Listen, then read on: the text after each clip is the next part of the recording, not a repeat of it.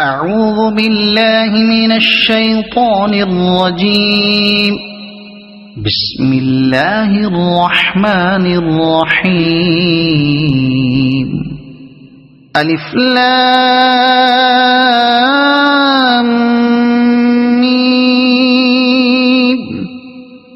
ذلك الكتاب لا ريب فيه هدى للمتقين الذين يؤمنون بالغيب ويقيمون الصلاة ومما رزقناهم ينفقون والذين يؤمنون بما أنزل إليك وما أنزل من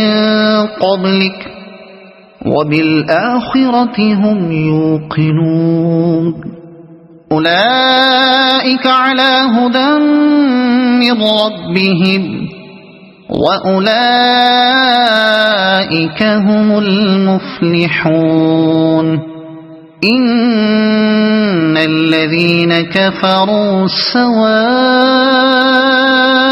عليهم أأنذرتهم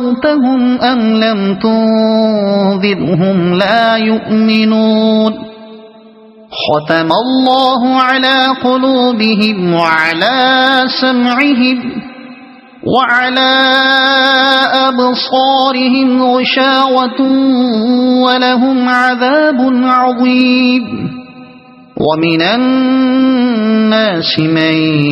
يقول آمنا بالله وباليوم الآخر وما هم بمؤمنين يخادعون الله والذين آمنوا وما يخدعون إلا أنفسهم وما يشعرون. في قلوبهم مرض فزادهم الله مرضا ولهم عذاب أليم بما كانوا يكذبون. وإذا قيل لهم لا تفسدوا في الأرض قالوا إنما نحن مصلحون. ألا إنهم هم المفسدون ولكن لا يشعرون. وإذا قيل لهم آمنوا كما آمن الناس قالوا أنؤمن كما آمن السفهاء. ألا إنهم هم السفهاء ولكن لا يعلمون. وإذا لقوا الذين آمنوا قالوا آمنا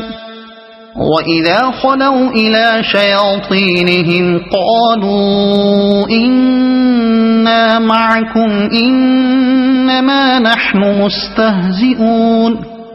الله يستهزئ بهم ويمدهم في طغيانهم يعمهون. أولئك الذين اشتروا الضلالة بالهدى فما ربحت تجارتهم وما كانوا مهتدين. مثلهم كمثل الذي استوقد نارا فلما أضاءت ما حوله ذهب الله بنورهم وتركهم في ظلمات لا يبصرون. صم بكم عمي فهم لا يرجعون. أو كصيب من السماء فيه ظلمات ورعد وبرق يجعلون أصابعهم في آذانهم من الصواعق حذر الموت والله محيط بالكافرين. يكاد البرق يخطف أبصارهم كلما أضاء لهم مشوا فيه وإذا أظلم عليهم قاموا ولو شاء الله لذهب بسمعهم وأبصارهم إن الله على كل شيء قدير يا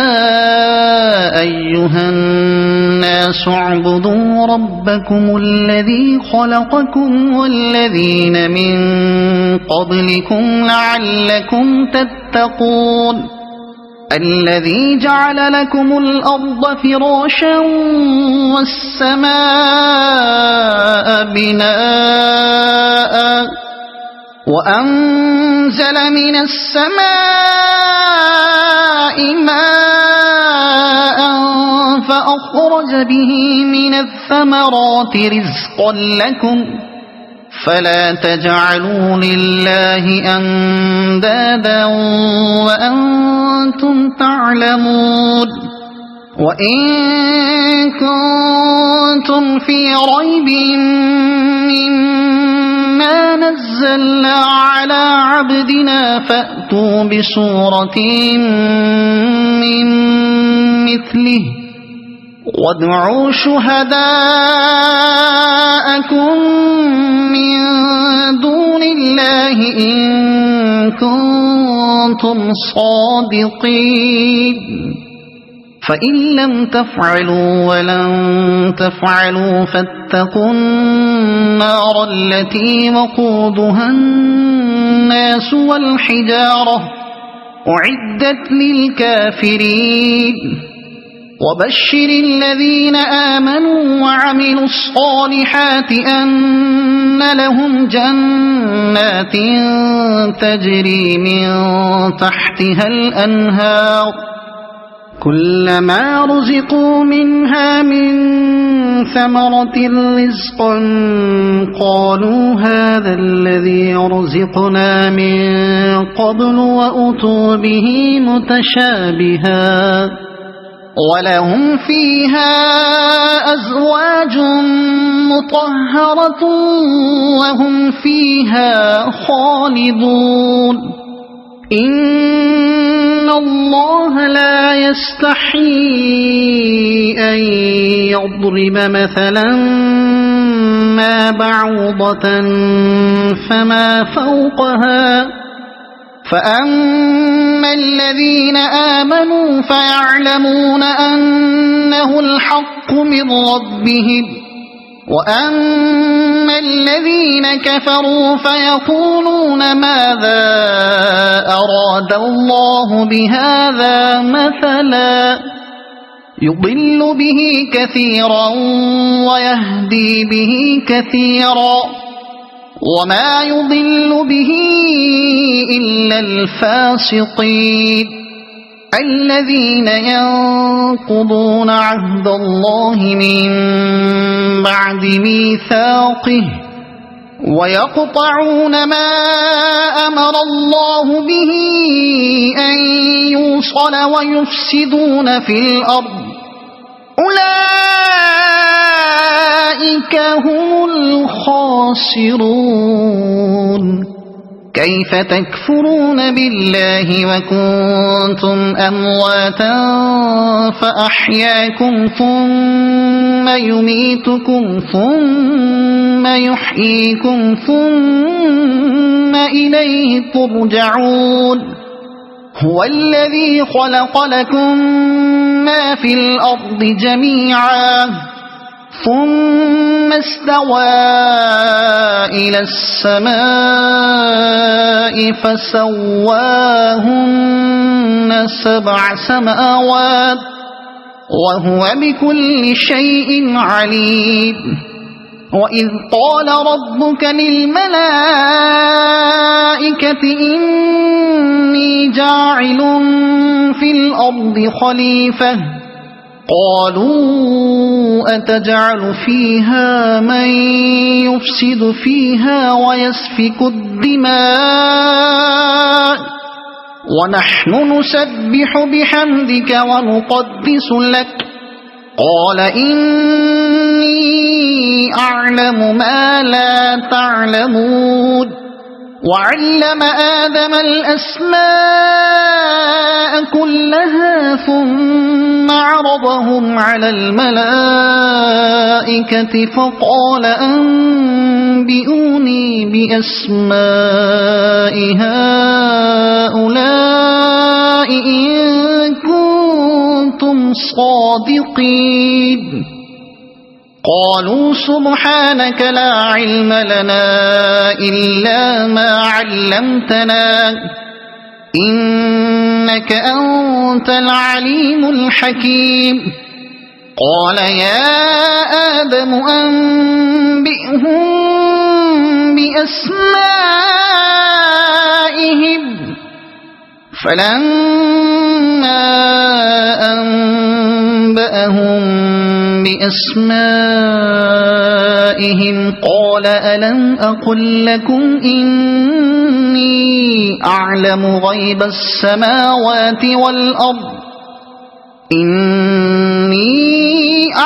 غيب السماوات والأرض وأعلم ما تبدون وما كنتم تكتمون وإذ قلنا للملائكة اسجدوا لآدم فسجدوا إلا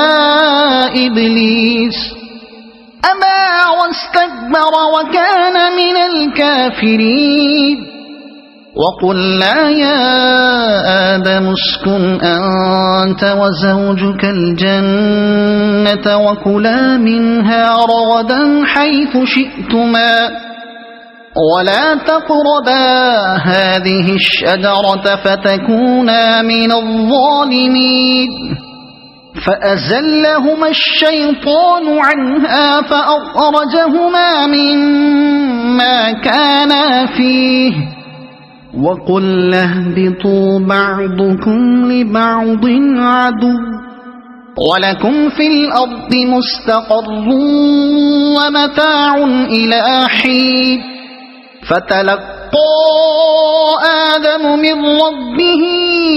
كلمات فتاب عليه إنه هو التواب الرحيم قلنا اهبطوا منها جميعا فإما يأتينكم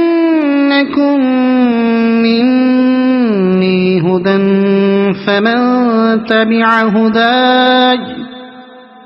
فمن تبع هداي فلا خوف عليهم ولا هم يحزنون والذين كفروا وكذبوا بآياتنا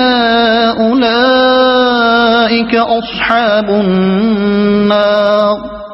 هم فيها خالدون يا بني إسرائيل اذكروا نعمتي التي أنعمت عليكم وأوفوا بعهدي أوف بعهدكم وإياي فارهبون وآمنوا بما أنزلت مصدقا لما معكم ولا تكونوا أول كافر به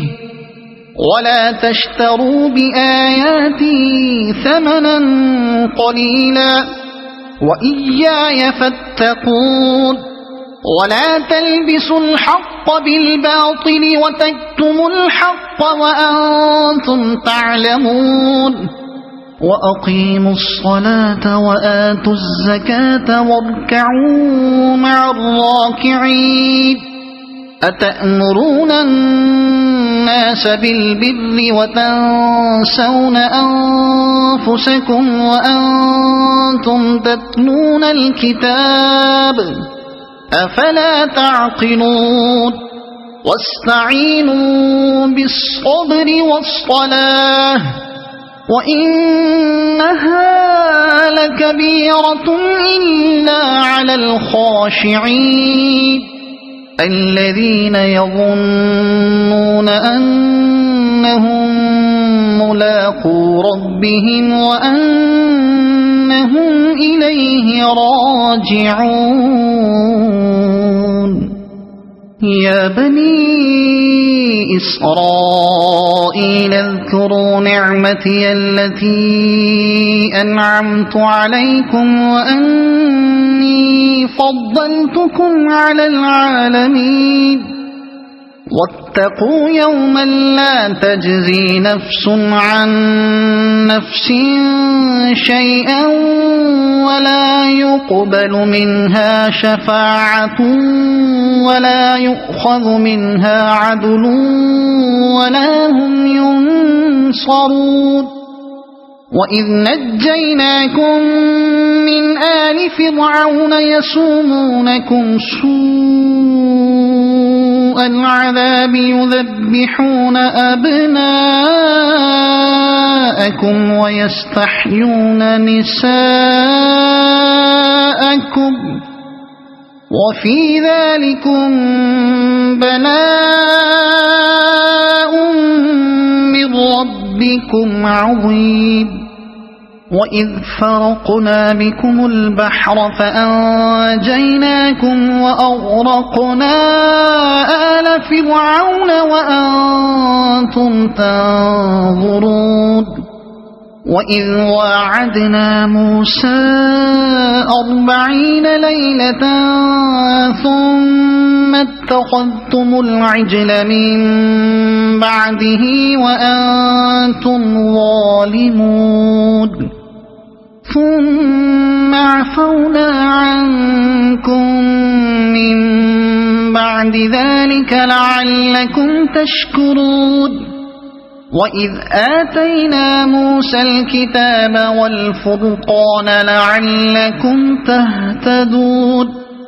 وإذ قال موسى لقومه يا قوم إنكم ظلمتم أنفسكم باتخاذكم العجل فتوبوا إلى بارئكم فاقتلوا أنفسكم ذلكم خير لكم عند بارئكم فتاب عليكم إنه هو التواب الرحيم وإذ قلتم يا موسى لن نؤمن لك حتى نرى الله جهرة فأخذتكم الصاعقة وأنتم تنظرون ثم بعثناكم من بعد موتكم لعلكم تشكرون وظللنا عليكم الغمام وأنزلنا عليكم المن والسلوى كلوا من طيبات ما رزقناكم وما ظلمونا ولكن كانوا أنفسهم يظلمون وإذ قلنا ادخلوا هذه القرية فكلوا منها حيث شئتم رغدا وادخلوا الباب سجدا وقولوا حطة نغفر لكم خطاياكم وسنزيد المحسنين فبدل الذين ظلموا قولا غير الذي قيل لهم فأنزلنا على الذين ظلموا رجزا من السماء بما كانوا يفسقون وإذ استسقى موسى لقومه فقلنا اضرب بعصاك الحجر فانفجرت منه 12 عينا قد علم كل أناس مشربهم كلوا واشربوا من رزق الله ولا تعثوا في الأرض مفسدين وإذ قلتم يا موسى لن نصبر على طعام واحد فادع لنا ربك يخرج لنا مما تنبت الأرض من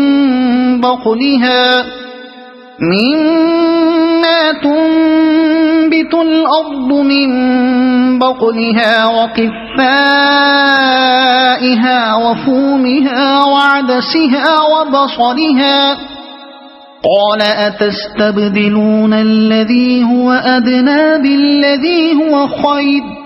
اهبطوا مصرا فإن لكم ما سألتم وضربت عليهم الذلة والمسكنة وباءوا بغضب من الله ذلك بأنهم كانوا يكفرون بآيات الله ويقتلون النبيين بغير الحق ذلك بما عصوا وكانوا يعتدون إن الذين آمنوا والذين هادوا والنصارى والصابئين من آمن بالله واليوم الآخر وعمل صالحا فلهم أجرهم عند ربهم ولا خوف عليهم ولا هم يحزنون وإذ أخذنا ميثاقكم ورفعنا فوقكم الطور خذوا ما آتيناكم بقوة واذكروا ما فيه لعلكم تتقون ثم توليتم من بعد ذلك فلولا فضل الله عليكم ورحمته لكنتم من الخاسرين ولقد علمتم الذين اعتدوا منكم في السبت فقلنا لهم كونوا قردة خاسئين فجعلناها نكالا لما بين يديها وما خلفها وموعظة للمتقين وإذ قال موسى لقومه إن الله يأمركم أن تذبحوا بقرة قالوا أتتخذنا هزوا قال أعوذ بالله أن أكون من الجاهلين قالوا ادع لنا ربك يبين لنا ما هي قال إنه يقول إنها بقرة لا فارض ولا بكر عوان بين ذلك فافعلوا ما تؤمرون قالوا ادع لنا ربك يبين لنا ما لونها قال إنه يقول إنها بقرة صفراء فاقع لونها تسر الناظرين قالوا ادع لنا ربك يبين لنا ما هي إن البقرة شابه علينا وإنا إن شاء الله لمهتدون قال إنه يقول إنها بقرة لا ذلول تثير الأرض ولا تسقي الحرث مسلمة لا شية فيها قالوا الآن جئت بالحق فذبحوها وما كادوا يفعلون وإذ قتلتم نفسا فادارأتم فيها والله مخرج ما كنتم تكتمون فقلنا اضربوه ببعضها كذلك يحيي الله الموتى ويريكم آياته لعلكم تعقلون ثم قست قلوبكم من بعد ذلك فهي كالحجارة أو أشد قسوة وإن من الحجارة لما يتفجر منه الأنهار وإن منها لما يشقق فيخرج منه الماء وإن منها لما يهبط من خشية الله وما الله بغافل عما تعملون أفتطمعون أن يؤمنوا لكم وقد كان فريق منهم يسمعون كلام الله ثم يحرفونه من بعد ما عقلوه وهم يعلمون وإذا لقوا الذين آمنوا قالوا آمنا وإذا خلا بعضهم إلى بعض قالوا أتحدثونهم بما فتح الله عليكم ليحاجوكم به عند ربكم أفلا تعقلون أولا يعلمون أن الله يعلم ما يسرون وما يعلنون ومنهم أميون لا يعلمون الكتاب إلا أماني وإن هم إلا يظنون فويل للذين يكتبون الكتاب بأيديهم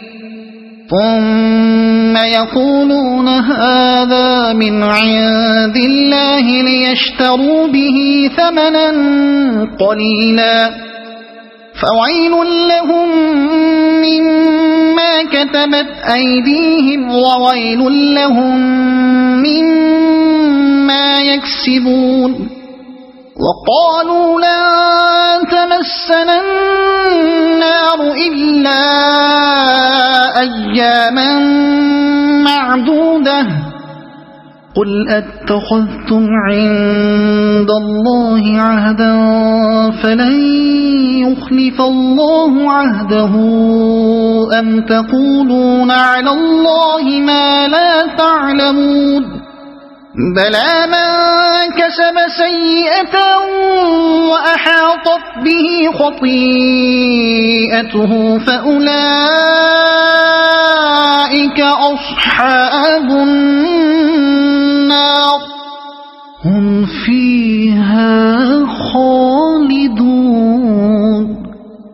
والذين آمنوا وعملوا الصالحات أولئك أصحاب الجنة هم فيها خالدون وإذ أخذنا ميثاق بني إسرائيل لا تعبدون إلا الله وبالوالدين إحسانا وذي القربى واليتامى والمساكين وقولوا للناس حسنا وأقيموا الصلاة وآتوا الزكاة ثم توليتم إلا قليلا منكم وأنتم معرضون وإذ أخذنا ميثاقكم لا تسفكون دماءكم ولا تخرجون أنفسكم من دياركم ثم أقررتم وأنتم تشهدون ثم أنتم هؤلاء تقتلون أنفسكم وتخرجون فريقا منكم من ديارهم تظاهرون عليهم بالإثم والعدوان وإن يأتوكم أسارى تفادوهم وهو محرم عليكم إخراجهم أفتؤمنون ببعض الكتاب وتكفرون ببعض فما جزاء من يفعل ذلك منكم إلا خزي في الحياة الدنيا ويوم القيامة يردون إلى أشد العذاب وما الله بغافل عما تعملون أولئك الذين اشتروا الحياة الدنيا بالآخرة فلا يخفف عنهم العذاب ولا هم ينصرون ولقد آتينا موسى الكتاب وقفينا من بعده بالرسل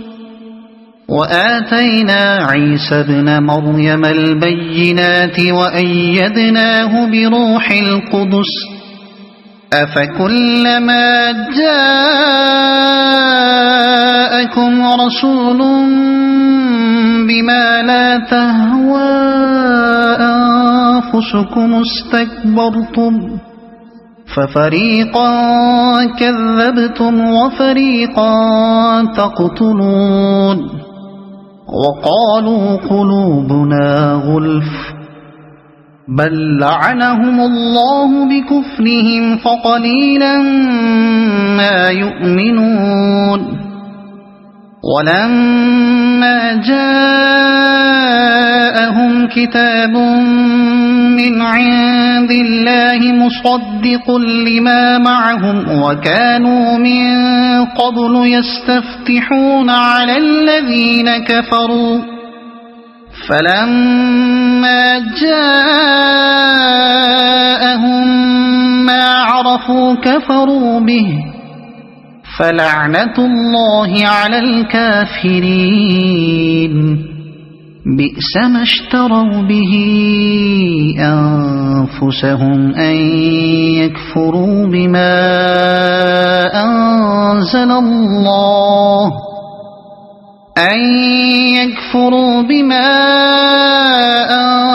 الله بغيا أن ينزل الله من فضله على من يشاء من عباده فباءوا بغضب على غضب وللكافرين عذاب مهين وإذا قيل لهم آمنوا بما أنزل الله قالوا نؤمن بما أنزل علينا ويكفرون بما وراءه وهو الحق مصدقا لما معهم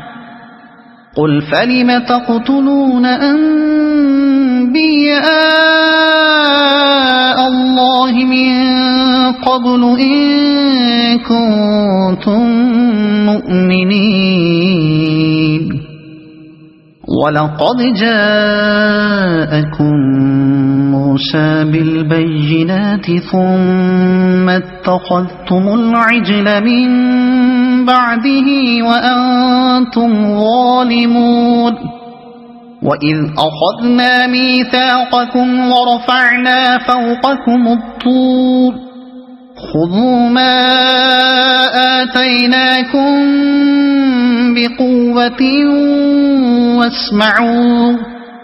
قالوا سمعنا وعصينا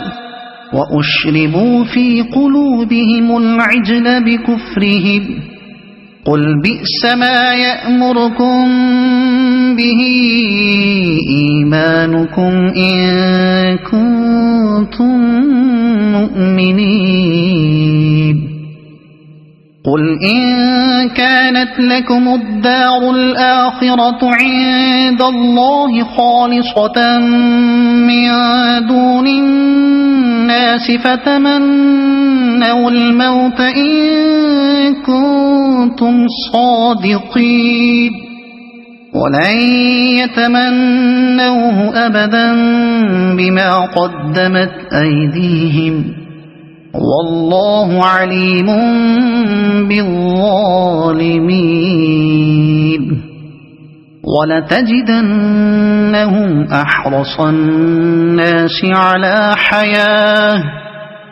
ومن الذين أشركوا يود أحدهم لو يعمر 1000 سنة وما هو بمزحزحه من العذاب أن يعمر والله بصير بما يعملون قل من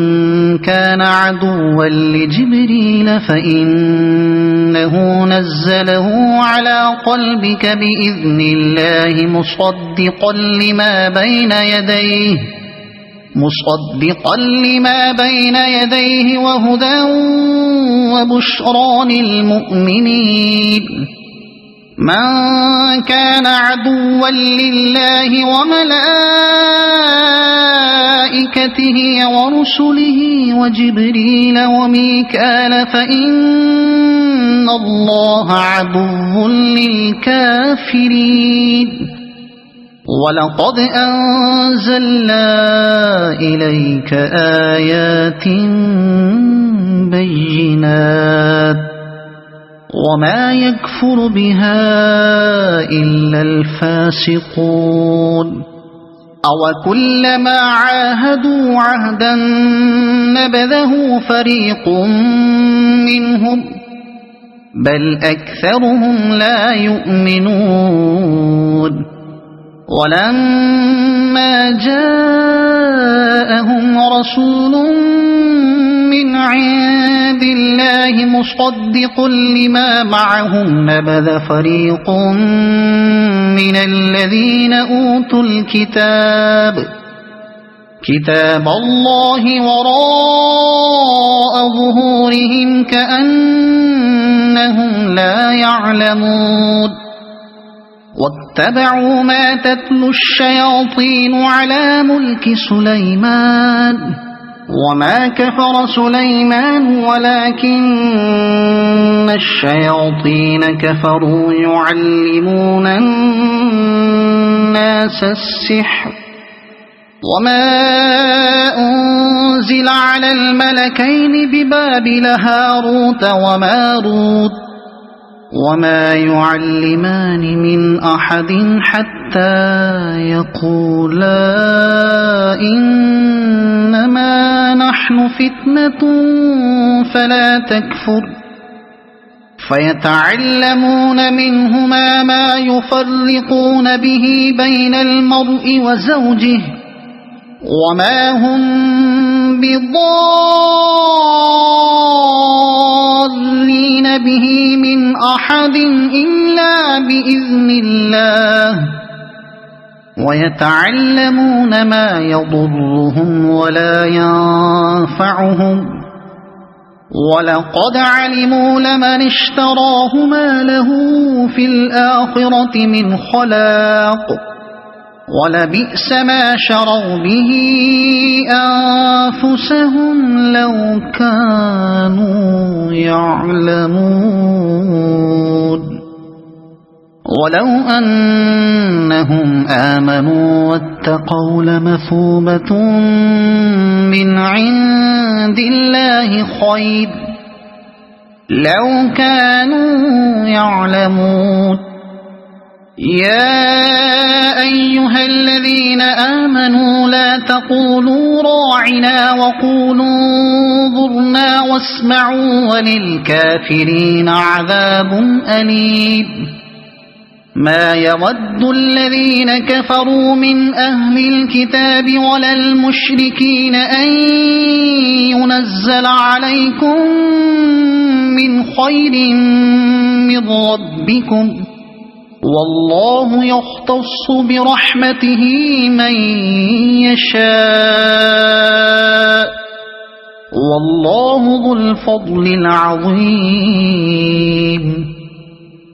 ما ننسخ من آية أو ننسها نأت بخير منها أو مثلها ألم تعلم أن الله على كل شيء قدير ألم تعلم أن الله له ملك السماوات والأرض وما لكم من دون الله من ولي ولا نصير أم تريدون أن تسألوا رسولكم كما سئل موسى من قبل ومن يتبدل الكفر بالإيمان فقد ضل سواء السبيل ود كثير من أهل الكتاب لو يردونكم من بعد إيمانكم كفارا حسدا من عند أنفسهم من بعد ما تبين لهم الحق فاعفوا واصفحوا حتى يأتي الله بأمره إن الله على كل شيء قدير وأقيموا الصلاة وآتوا الزكاة وما تقدموا لأنفسكم من خير تجدوه عند الله إن الله بما تعملون بصير وقالوا لن يدخل الجنة إلا من كان هودا أو نصارى تلك أمانيهم قل هاتوا برهانكم إن كنتم صادقين بلى من أسلم وجهه لله وهو محسن فله أجره عند ربه ولا خوف عليهم ولا هم يحزنون وقالت اليهود ليست النصارى على شيء وقالت النصارى ليست اليهود على شيء وهم يتلون الكتاب كذلك قال الذين لا يعلمون مثل قولهم فالله يحكم بينهم يوم القيامة فيما كانوا فيه يختلفون ومن أظلم ممن منع مساجد الله أن يذكر فيها اسمه وسعى في خرابها أولئك ما كان لهم أن يدخلوها إلا خائفين لهم في الدنيا خزي ولهم في الآخرة عذاب عظيم ولله المشرق والمغرب فأينما تولوا فثم وجه الله إن الله واسع عليم وقالوا اتخذ الله ولدا سبحانه بل له ما في السماوات والأرض كل له قانتون بديع السماوات والأرض وإذا قضى أمرا فإنما يقول له كن فيكون. وقال الذين لا يعلمون لولا يكلمنا الله أو تأتينا آية كذلك قال الذين من قبلهم مثل قولهم تشابهت قلوبهم قد بينا الآيات لقوم يوقنون. إنا أرسلناك بالحق بشيرا ونذيرا ولا تسأل عن أصحاب الجحيم. ولن ترضى عنك اليهود ولا النصارى حتى تتبع ملتهم قل إن هدى الله هو الهدى ولئن اتبعت أهواءهم بعد الذي جاءك من العلم ما لك من الله من ولي ولا نصير. الذين آتيناهم الكتاب يتلونه حق تلاوته أولئك يؤمنون به ومن يكفر به فأولئك هم الخاسرون. يا بني إسرائيل اذكروا نعمتي التي أنعمت عليكم وأني فضلتكم على العالمين.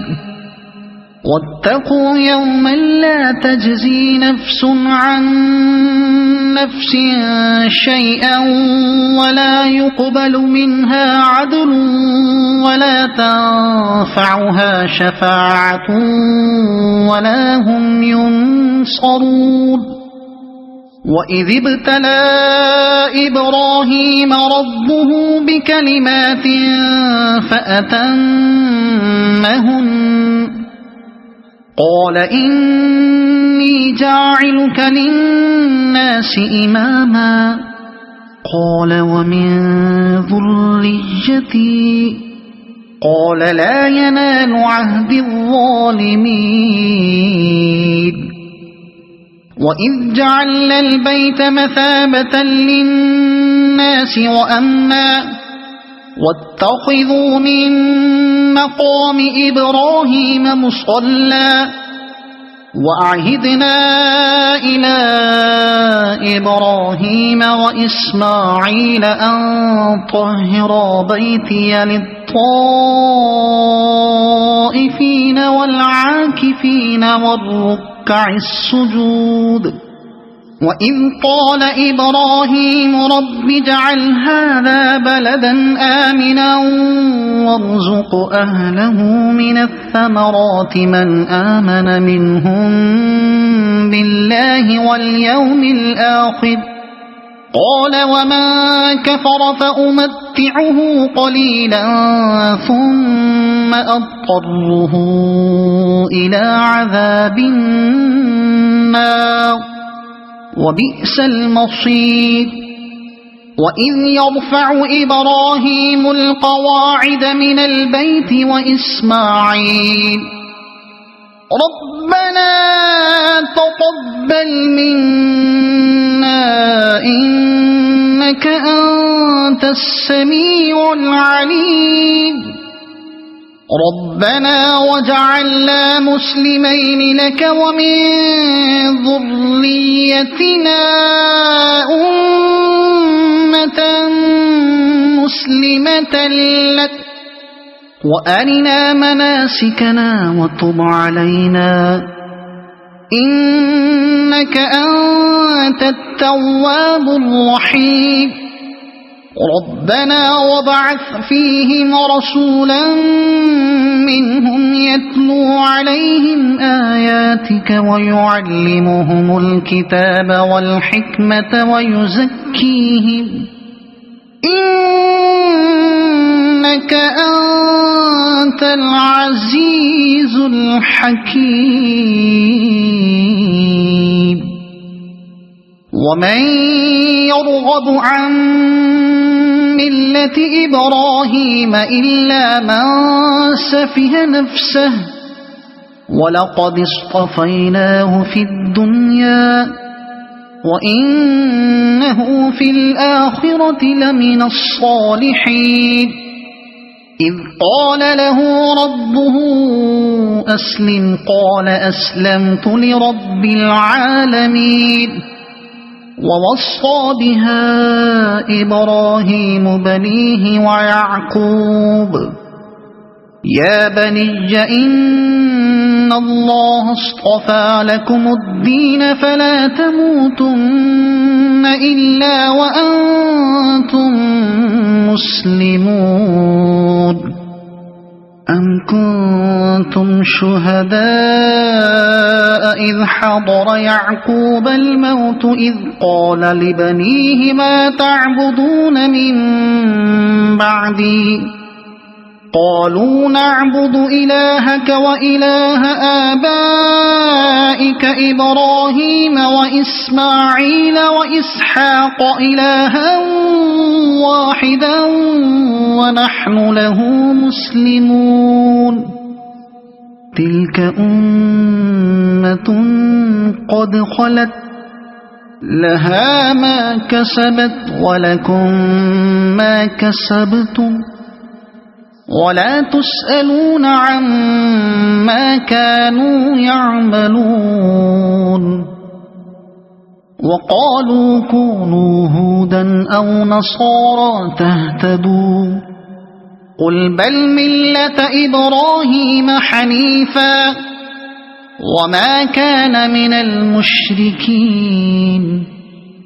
قولوا آمنا بالله وما أنزل إلينا وما أنزل إلى إبراهيم وإسماعيل وإسحاق وما أنزل إلى إبراهيم وإسماعيل وإسحاق ويعقوب والأسباط وما أوتي موسى وعيسى وما